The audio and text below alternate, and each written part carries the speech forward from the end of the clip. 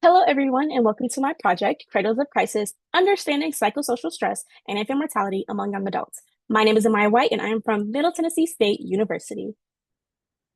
So, for a little bit of background about my topic of infant mortality, it is the rate of death of an infant from 0 to 1 years of age. And I wanted to look into this because of my background. I want to become a pediatrician, and I want to discover how I can help our community. For my research question, what is the relationship between stress and infant mortality among African American women ages 18 to 35 living in Middle Tennessee? And my hypothesis of participants' knowledge of increased stress and its impact on infant mortality, risk factors, and prevention will increase following the psychoeducational intervention session or our webinar that we hosted. Method. So this is what we did. And what I did was recruited people via Facebook, Instagram, word of mouth, and physical posters, as you can see on the right. For the design of my project, we had a pre and a post test that was administered throughout our webinar through Zoom, where before the presentation started, you got a pre-test, and afterwards you got a post test to measure the level of information or knowledge gained from this webinar.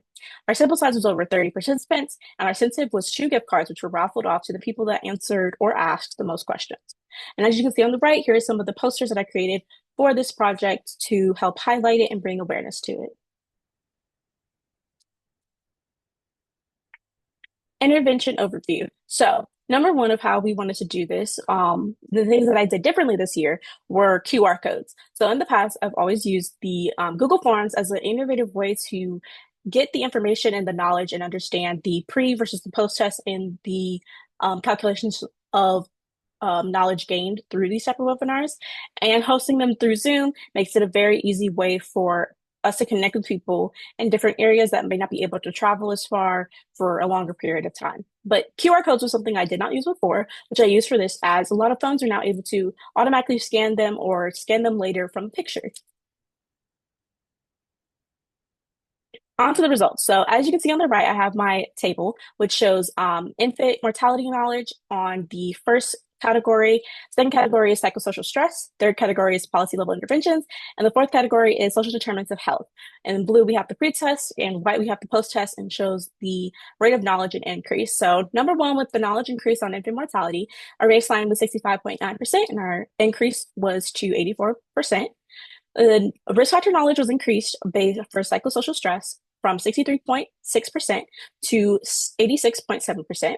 The knowledge on the impact of policy level intervention, which was a very great question from this webinar to show what you can do in the community, had an increase of 63.6% all the way to a whopping 93.3%. And then finally, the social determinants of health and how that affects the rates of infant mortality when looking at psychosocial stress had an increase from 54.5% to 80%. Conclusion, limitations, and future directions. So in conclusion, for an average of the knowledge gained from the pre-test to the post-test, we saw an improving of 65.9% to 84% overall. And despite the strong engagement among the plus 30 college age participants, the pre and post test showed that the education is needed to be continued and that this effort is not a moot point. So limitations due to the smaller sample size of the sampling pool, which came from majority MTSU and a good amount of FIS students. Because MTSU is a commuter campus, there's a lot less interaction when it comes to Fridays and the weekends. So we can definitely look at something else in the future for that. And then for my future directions, I'm planning on shifting my focus from safety as relates to infant mortality rates, things like car crashes and safe sleep and things like that to see how we can alleviate things on our side for the things that we can control. Next, I would like to acknowledge the people that have helped me. MTSU, the HBCU Wellness Project, the Exquisite, a Decide chapter of Alpha Kappa Alpha Sorority Incorporated, my partner, Mrs.